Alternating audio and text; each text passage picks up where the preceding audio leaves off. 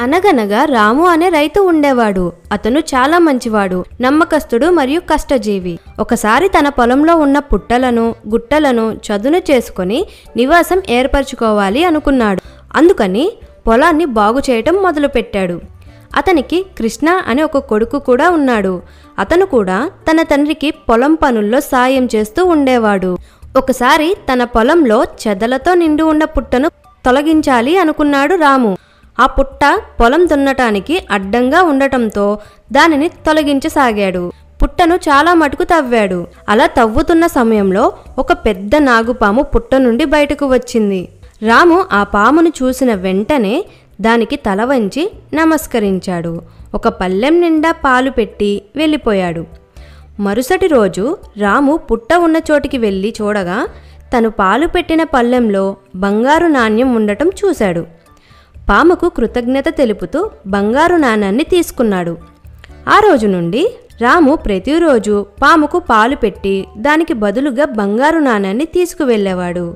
ఒకరోజు రాము తన ఊరికి దగ్గరలో ఉన్న పట్టణానికి పొలం పనులకు కావలసిన సామానుల కోసం బయలుదేరుతూ తన కొడుకుతో పాము కోసం పాలు పెట్టమని చెప్పి వెళ్ళాడు. కృష్ణ తన తండ్రి చెప్పిన విధంగా పాముకు పాలు పెట్టి ఇంటికి వెళ్ళాడు.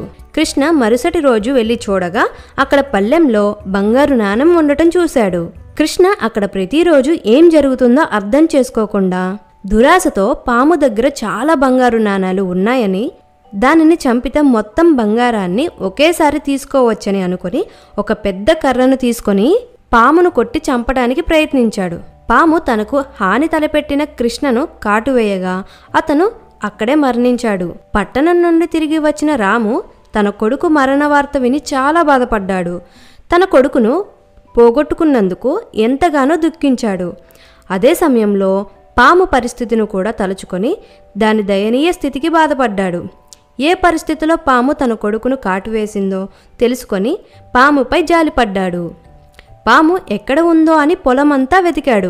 తనకు పాము కనిపించిన వెంటనే మరుసటిలాగానే దానికి పళ్ళెంలో పాలు పెట్టి తన కొడుకు చేసిన తప్పిదానికి క్షమించమని వేడుకున్నాడు రాము. తనను ముందు ఎలా నమ్మిందో అలాగే నమ్మమని వేడుకున్నాడు. ఇంకెప్పుడు హాని జరగదని హామీ ఇచ్చాడు. రాము మాటలు విన్న పాము బుసకొడుతూ ఈ విధంగా బదులిచ్చింది. నన్ను క్షమించు మిత్రమా, నేను నీ కొడుకు చేసిన హానిని మర్చిపోలేను. అలాగే నీవు చనిపోయిన నీ కొడుకును మర్చిపోలేవు. కాబట్టి మన మధ్య గల స్నేహబంధాన్ని ఇక్కడితోనే ముగిస్తున్నాను. ఇకపై నీవు నా కోసం వెతకవద్దు. మనం విడిపోవటమే ఇద్దరికీ మంచిది అని చెప్పి అక్కడి నుండి పాకుతూ వెళ్ళిపోయింది.